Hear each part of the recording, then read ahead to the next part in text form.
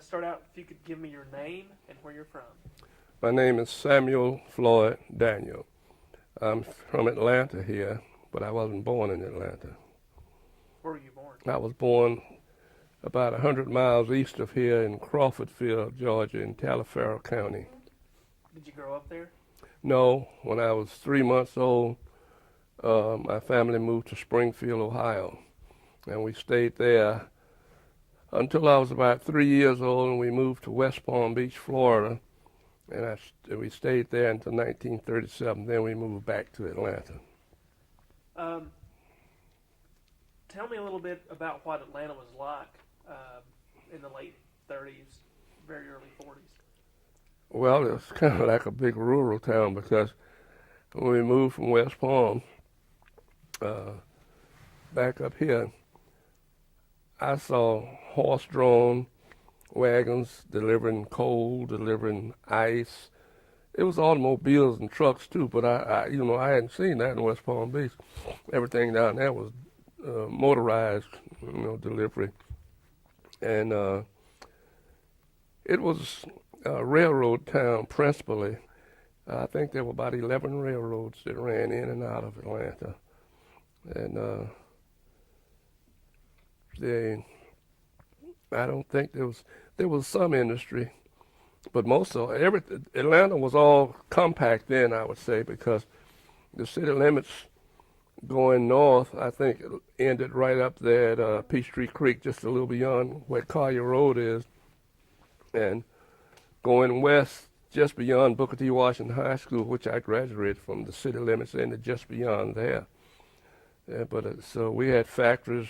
We used to listen to the factory whistles to know what time it was. We running late for school or because over on Jones Avenue, I think, was American Can Company, and there was Simmons. There were several paper manufacturing places around. Then there was a mop factory, Fickett and Brown, out on Nathan Turner. We used to, if we were at a certain point when their whistle sounded, we said we're doing good. And they had trolleys on rails, running through the city. They had a few buses, but I think the main mode of transportation was the streetcars. And it was a kind of busy town. And of course, we was still trying to recover from the Big Depression. And it wasn't a lot of money, a lot of jobs, but there were jobs, some jobs, and we made it somehow. Did you enjoy living in Atlanta at that time? No, my sister and I, we cried every day because when we came from, we were used to going to the beach. There were 2 lakes there, and I mean big lakes in West Palm Beach. Across Lake Worth was Palm Beach, where the millionaires lived. And the people in West Palm Beach, they worked for them during the winter, and they earned enough money to sustain them during the summer. And in the summer, we had a good time. From a child's point of view, we'd go fishing, because it wasn't far to go fishing.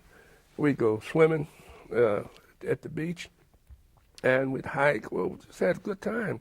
And when we got to Atlanta, there was no beach. There was no lake of any size. And we used to sit up and look at each other and cry and say, we wish we were back in West Palm Beach. That's the way we did it.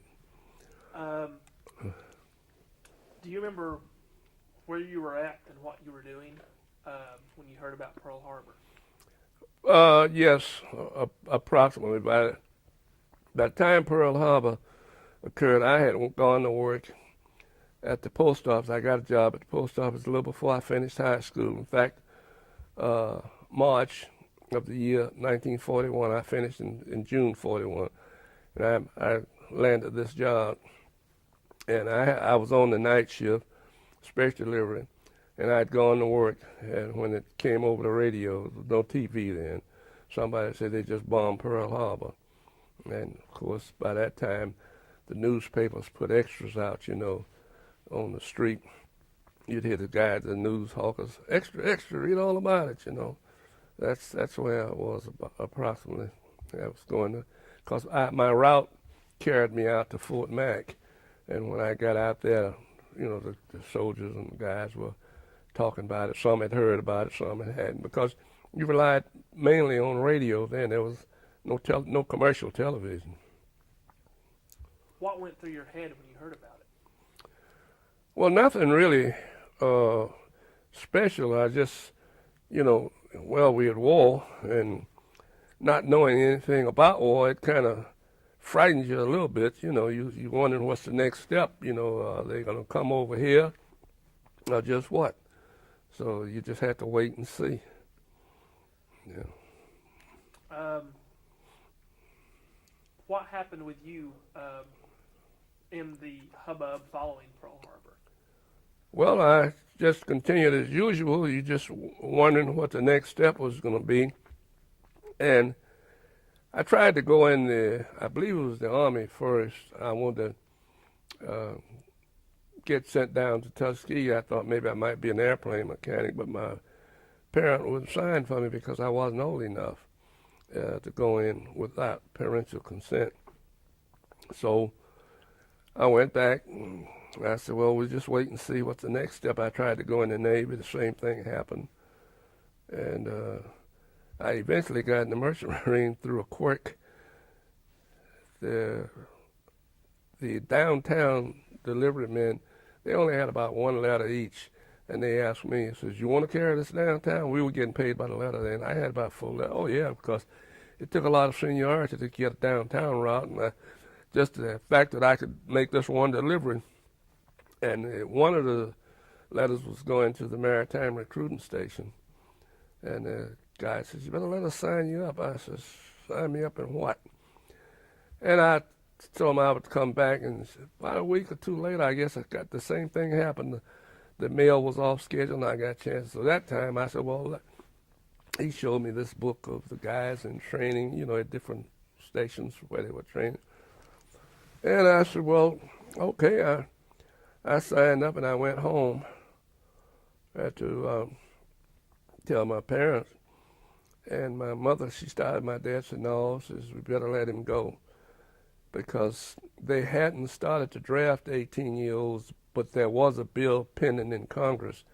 And he said sooner or later, because the war was stepping up, then the European war had, because now we're in the war. Before, we were just supposed to be neutral. And the European war was taking on extra gas. And he said, well, we better let him go if he goes someplace that he doesn't like. He'll always say, well, if it hadn't been for Mom and Dad, I would have been this and that place. So he signed for me, and my mother says, I wish you would go somewhere. But I didn't go right then because I had to take the physical, and it had to be okayed and go to Washington, get approval. And I was getting off from work one day, going to the movie, me and a buddy of mine.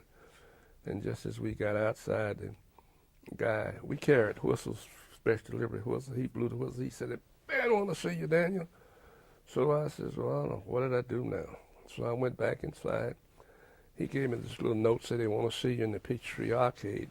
We had an arcade here then where it was the First National Tower. I think the state owns that building now, right there on Peachtree near 5 Points. And I went in the arcade. I said, well, that's on the way to the movie. So me and my buddy went in there. That's when the guy told me, he says, the commander wants to see you. And he pressed a little buzzer and told the commander I was there. He says, go in. And he told me, he says, congratulations, welcome aboard, raise your right hand. There's my right hand. And he swore me in. And he says, you want to get in the Coast Guard Reserve? I said, yes, I'd take that too. So normally, the military, when the guys would go to Fort Benning and places and get sworn in, they'd give them a week to come back home, and get your affairs straight. And at that time, your neighborhood would give you a party every night.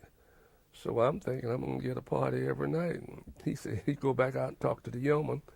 I went back out, talked to the yeoman. He says, well, here's your travel orders, here's your meal tickets, and so forth, and your train ticket. I says, when do I leave? He said, you leave at 9 o'clock tonight. 9 o'clock tonight. Where's my parties? So that was the beginning. That's this by now, of course, it's 1942, June of 42. And I was sent to Hoffman Island, New York for my basic training and training. That's where I trained. Was the Merchant Marines segregated at that time? Not, well, it depended on what union you were associated with, affiliate. I found out later. Now, basically, I know the Army Transport Service, they wouldn't hire me because I took engine room training. They would hire you as a cook or so forth, but they didn't, for some reason or other, they didn't want you in the engine room. They didn't want you sailing on deck. And, of course, the National Maritime Union, they had a different policy altogether. In there, when they were founded in 36, I think it was. And in their constitution and bylaws, it plainly stated in writing, there shall be no discrimination because of race, creed, color, or national origin. And they enforced it. And that was a very good union. And we had no problems there. I think it was the companies more than the people that were sailing the ships. As far as that's where the objection rose, because you got on there. I was on one ship that was semi-segregated, the first ship I went on, and there was no problem. Everybody got along just fine. And that was the ship I lost, my first ship. Let's go back to the training. So they sent you off to basic. Yeah. And then you went through basic, and then what other advanced training did you get? Well, the way the setup they had on Hoffman Island, you went through your basic. That is, you got knot tying, general seamanship, lifeboats, and all this. And after your first 6 weeks, then you decided they ask you whether you want to go deck, engine, or steward. And once you decided, then like I went in the engine room, so we had a ship in the harbor there called the New York. The engine guys went over to the New York. The deck guys went to this ship called the Vima, was Barbara Hutton's yacht that she had donated to use for the war during the rest of the war. And the cooks, some of them stayed on the island, and those that wanted to really go into cooking, because they went to Gallup's Island, Boston, and of course you could, if you were interested, you could also apply for radio school. You know, the radio operators, that was in Boston, and the Merchant Marine Academy was just being born, and two or three guys went over there to the academy, and it's in Long Island, New York. And I stayed on Hoffman and, of course, went on to New York and got my training, my basic training, engine room, engineering, and all that bit.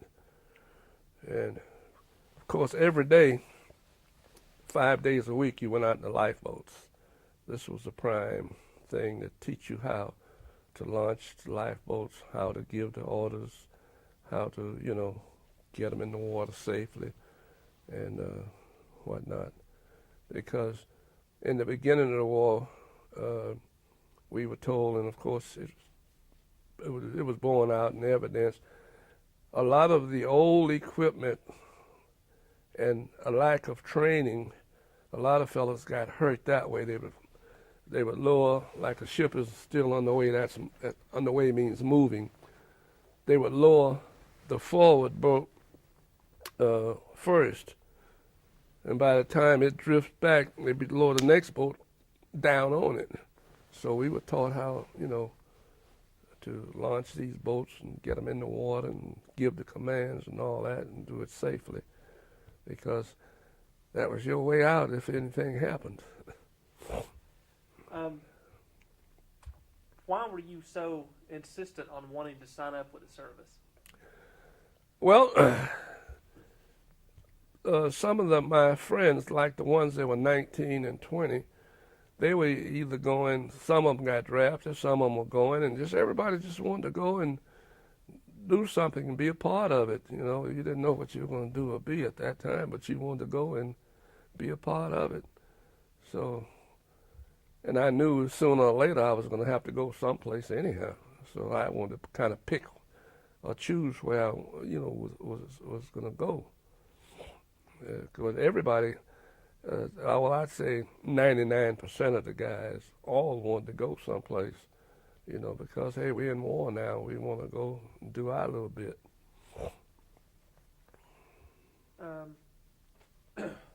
Tell me about your first official convoy going overseas.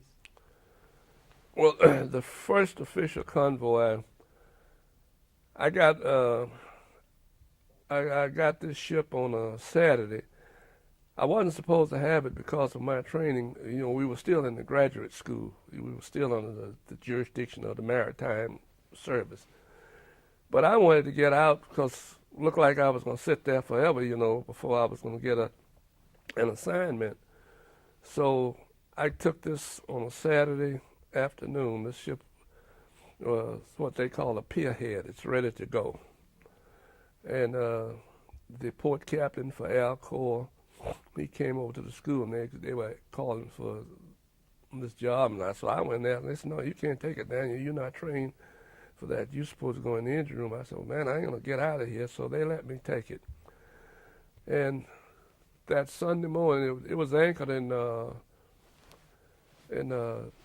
North River. A lot of people call it the Hudson River, but the seafarers call it the North River in New York Harbor. We were anchored off about 72nd Street up there. The next morning when I woke up, they had moved out, went out the harbor and were forming up. The convoy was forming. And when we finally everybody got their positions and so forth. See, prior to, I learned a lot of this later, prior to a convoy forming, the captain and the radio operator, and I think it's the purser, they go to what they call a convoy conference, and they are given numbers, or they get numbers, which gives you the position that your ship is going to be in and so forth. And there's a convoy commodore, which is a military man that's put on one of the ships in the convoy, and he's overall in charge, your escort vessels and everything. He's in charge. And once you get out there, they raise these pennants, these signal flags and pennants with your numbers and positions, and they get you in, and they do it. It's quite a thing to see, the way they get it done. But the first thing you know, you in columns, 500 feet apart, 500 feet, all around the next ship, and you're on your way. And after you get out a certain distance, then they open the orders, and then that's when you know where you're going. And we happen to have been heading for Brazil, but being a shortage of escort vessels, where it carried us to Port of Spain, Trinidad, and we stayed there for 2 or 3 weeks till another convoy. They get enough ships going that one direction, and get the number of escort vessels to carry you. And they carried us a week and turned us loose. That was the first convoy I was in. But we didn't get all the way to where we were going. What happened? Well, we were torpedoed and sunk. What happened is, like I said, a week out of Port of Spain, I think there were 5 ships going our way, and we had got down to between South America and Africa. They both stick out on each side. We call it the humps, and they turned us loose a little before we got to the humps. And each day, it was 5 ships. It was one Egyptian, I remember, a couple of Liberty ships. I can't remember who the other, but it was 5 of us all together going that direction. And they were faster than we were because the ship I was on was built in 1918. And each day the radio operator would come down and tell us, he said, well, they got the Egyptian today. And the next day they got one of the Liberty ships today.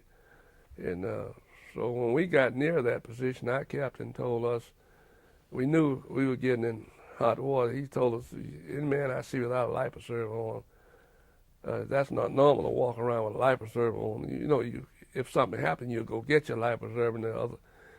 But and finally that night they got us. They hit us about 5 after 10, and that's the first hit we got. And we got off. Everybody except one man got off, and we got the second hit, I believe, about 10:45, and that's when it broke in half and went under. Slowly went under. And of course we were on our own then in the lifeboats and life rafts, and we got ourselves together and got everybody off the life rafts into the 2 lifeboats that were left. And I spent 3 days and 4 nights out there. And we went into Natal, Brazil. Yes. What was going through your mind when you felt the first torpedo hit? Well, your automatic response is when you get the hit and the alarm go off, you go to your station. Nobody has to tell you. That's been drilled in you so much you could do that in your sleep. First thing you do is you're up to your station. Well, my boat was torn up because it hit on that side. The 2 boats on the side it was hit on were destroyed. Because see, during the war years, they swing the boats out.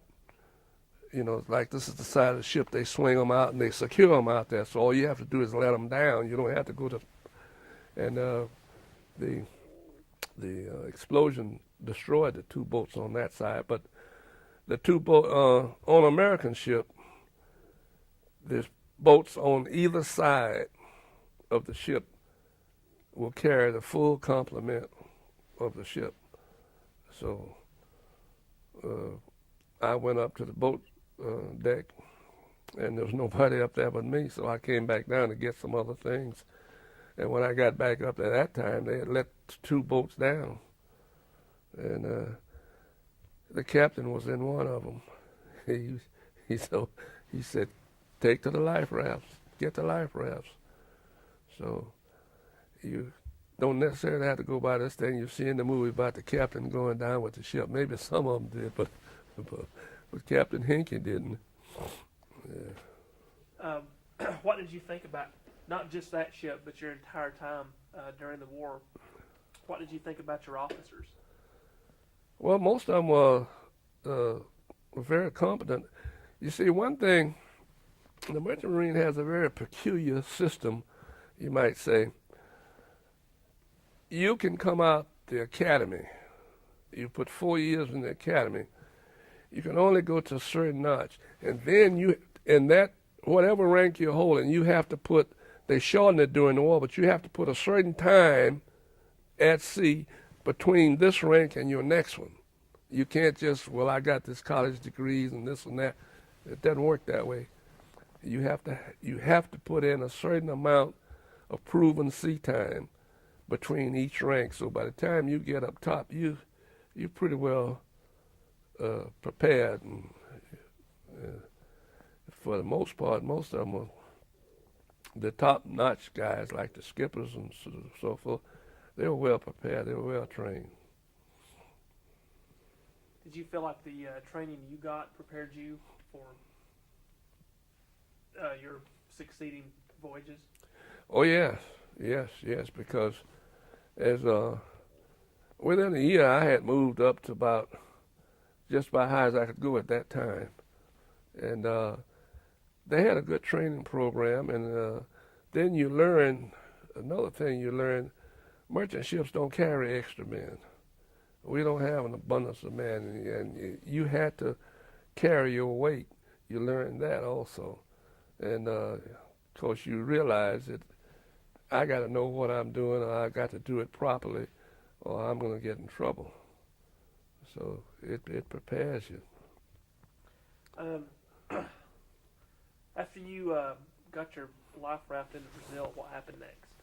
You mean after we got in the lifeboats and finally made it in Brazil? Mm-hmm. Well, we stayed in that camp there about 2 days, and then they flew us back to the United States. They by the way of Dutch Guiana and Puerto Rico and then Miami.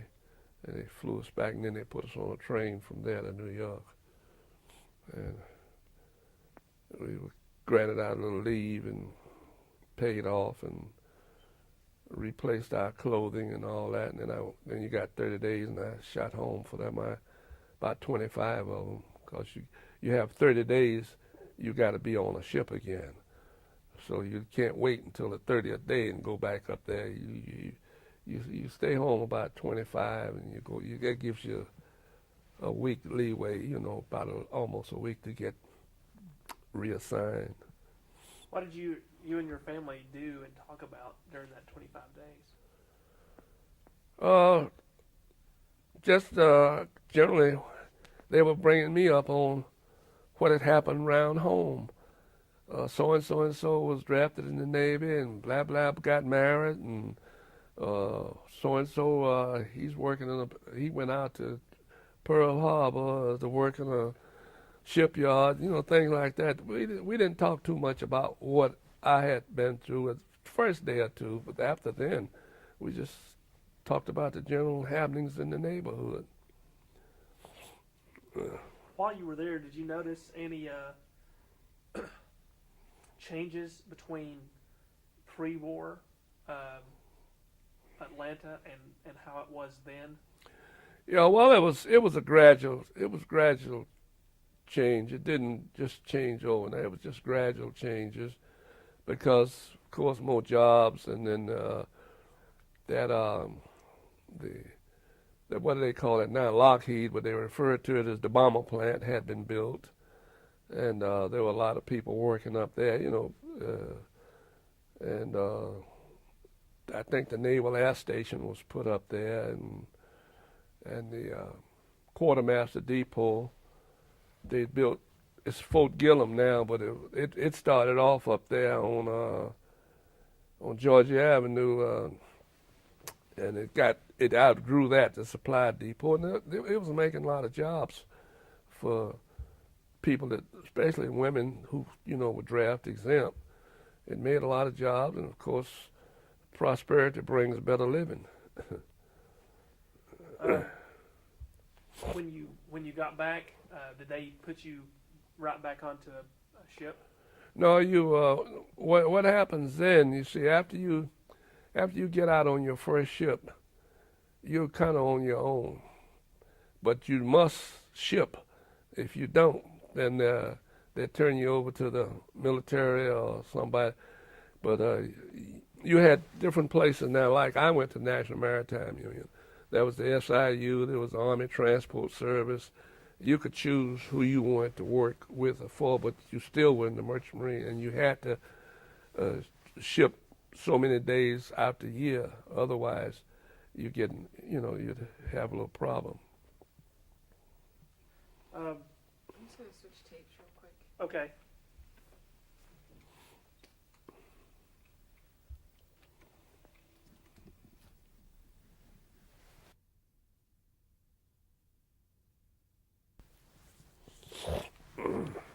All right.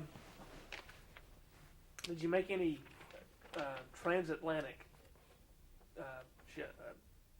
voyages? Oh yes. Tell me about those. Well, let me try to do it this way. Okay, after I got back off from the sinking and used my leave, the next ship I went to Reykjavik, Iceland. Again, it was an old ship, but we loaded and went to Reykjavik, and it broke down 3 times before we could leave New York. And then when we got out, when we did get in the convoy, it started to snow, and it got foggy and so forth, and we lost the convoy, so we went into Halifax, Nova Scotia. This was the designated stragglers rendezvous for that route.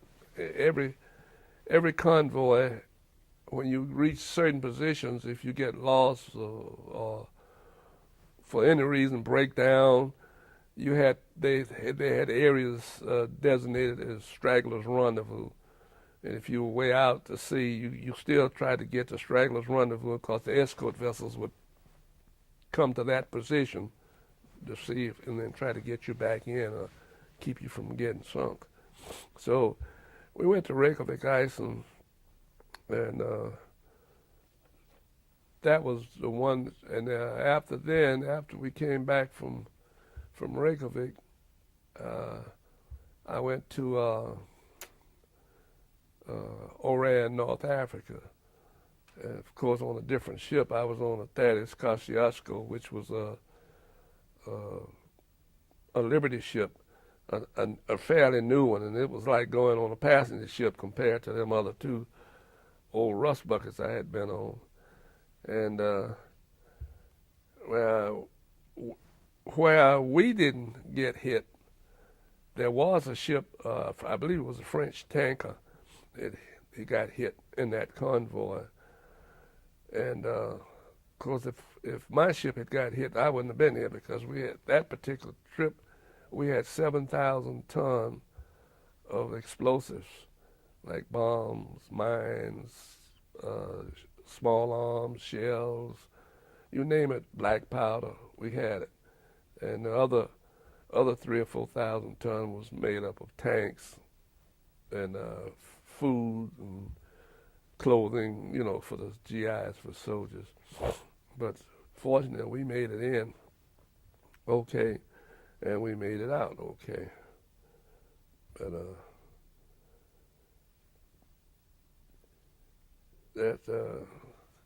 then, of course, I went to England several times. We were hauling. See, they were building up, after we got into the war and we started carrying our troops overseas. They were building up, I guess, contemplating the invasion of France eventually, and different places all around England. There, the ships, shiploads of stuff just come in, and all kinds of equipment. You name it, we brought it, from medical supplies.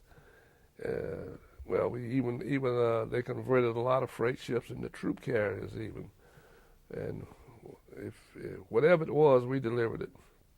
Whatever they needed, that was our primary job during war years. Tell me about the importance of the merchant marine during the war. A lot of people don't know about it. Well, I can sum it up briefly this way. Like all the manufacturing that you did in the United States, guns, tanks, clothing, even the manpower, it's no good to you if you can't get it where it's needed. And this was the job of the Merchant Marine. Our ships carried whatever it was that they needed wherever there was a seaport. This was our job. And of course we even tranship guys around. One ship I was on, we went to right after D-Day.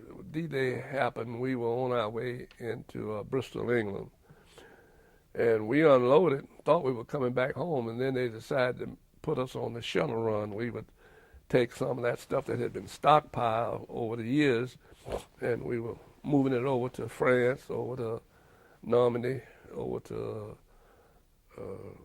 Uncle Red's Beach, or wherever it was needed. And then we'd come back and we'd haul some more. We did that for about 8 to 10 months, and then finally we came home. But there were other ships taking our place.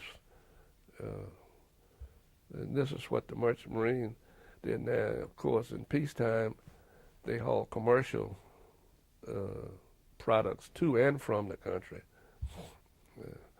But without Merchant Marine under World War II, I don't think you could afford it, because there's no way to haul that tremendous amount of equipment and the time frames that you needed it in.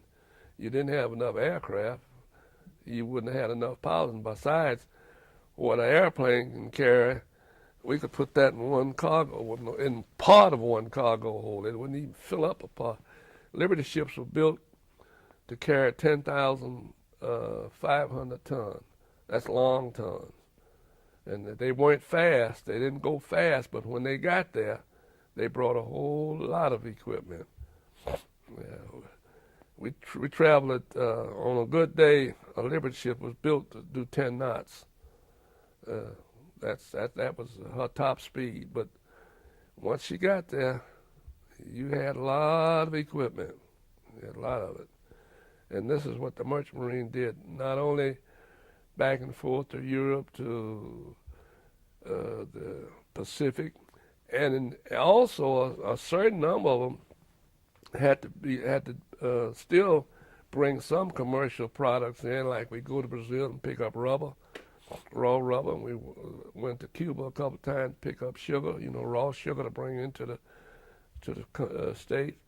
And of course we had tankers that was hauling fuel from everywhere, from the Persian Gulf from Venezuela, and all.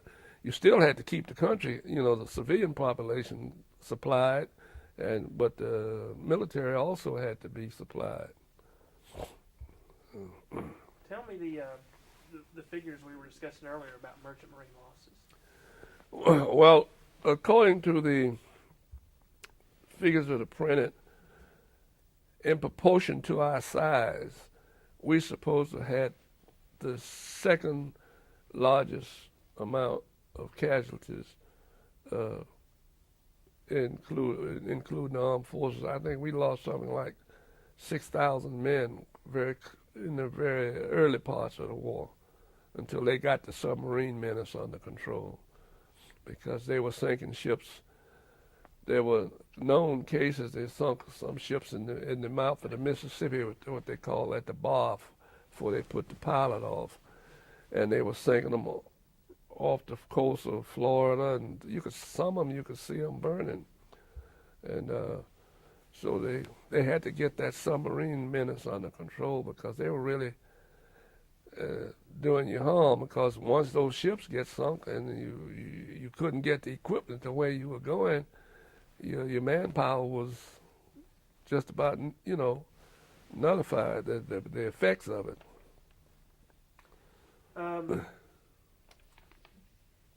Tell me about VE and VJ days from your perspective. Well, VE Day, we were on our way down. We were in the Pacific, and we would see, and we just heard about it by ship's radio. That VE, that Europe had been taken over by the Allied forces, and the VJ Day, I think I was either in Atlanta. I think I was in New York. I believe I was.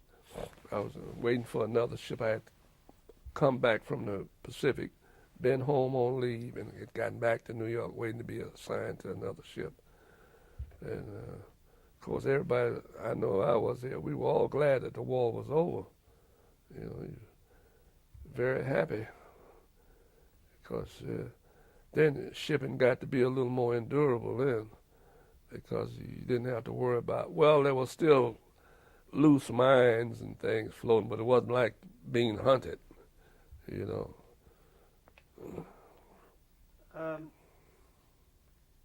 What effect did serving in the war have on you personally?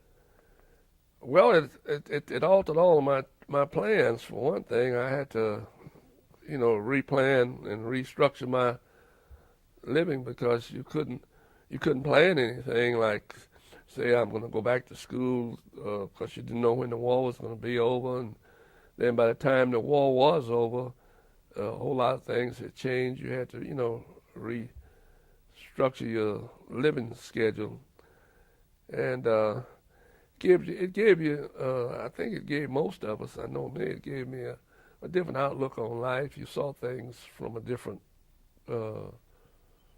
point of view than you had before. Some things you hadn't noticed before. These things you start to notice. Things you and it taught me responsibility too, how to be responsible because working. Well, I guess every seaman, whatever your job is, you know you've got to do it because, like I said, there's no replacement for you out there, and you know you had to do it. And of course, you took pride in doing it the best that you could do, and it had an effect that way. And then, of course, you start to plan rather than just doing things, you know, off the top of your head. You start to plan things. You say, well, if I this and that, maybe down the line I better save some money to do this or to buy a house or get married or go back to school. You stop living, you know, just from day to day, happy-go-lucky, you might say. It starts you to thinking and planning. Yeah. What effect do you think it had on the nation as a whole? Well, I think it did the same thing with the nation because, see, when all those GIs started to come back, you know, of course, they're expressing their thoughts and their planning and plans. You saw a lot of new housing come up. You saw a lot of guys go back to school, some under the GI Bill, some on their own.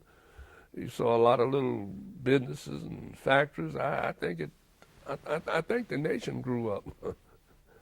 I think they grew up at that time too.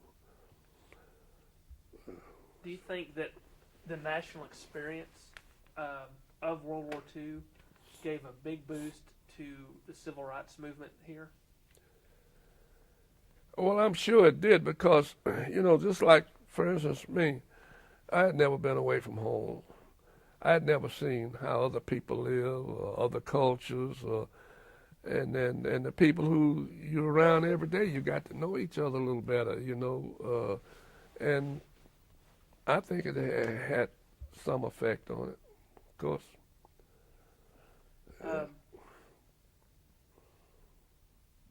Along those lines, tell me about what thoughts you personally had, if any, helping to fight a war against fascism and the idea of a superior race for a nation that was still segregated. Well, sometimes it was a little bitter pill to swallow at times. Little things that would happen. Give you an instance. When we returned from North Africa, I told you that we brought back 500 German prisoners and we dropped them off in Norfolk. Well, our ship went in the shipyard and a lot of us got off. So a group of us was crossing on the Cape May ferry coming across the bay there so we could catch a train, and we went on the top. There was a top deck on the ferry. People were going on. We went up there, 4 or 5 of us. We were a mixed group off the ship. And this policeman and this, I guess it was a military guy with him too, a military policeman. They told us we had to go down on the lower deck. So when we all started, they said, no, not these guys, just you guys, talking about the black fellas. And so one of the guys said, man, we just come back from North Africa. We were fighting against this crap. And they said, well, we're sorry, but this is that. It kind of, you wonder, you say, well, what am I fighting for? I can't even stand up here just because I'm of a different color, a different hue. And little things like that made you think about it, but still didn't make you want to say, well, I ain't going to fight no more. You said, well, let's get this fight over, and then we'll start this other fight. Yeah.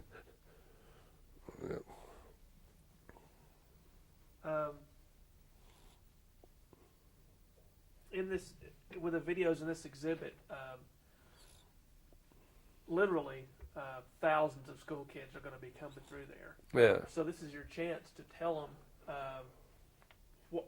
to share with them your thoughts and implore them and tell them what you want them to remember about your generation. So what do you have to say about that? Well, I don't know what they have seen of my generation, but what they should remember about our generation, that we didn't have it quite as easy as they have. And they should remember that what they have, there was a lot of lives given up for it, a lot of ideas and ideals given up for it, and that they should strive to even make the country better in all respects. And they should also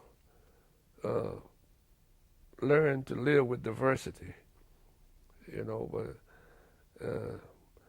we learn what they ought to think. This, if they look at a person, they say, "Well, Jesus, they do this and that." If they look strange to you, remember, you look strange to them.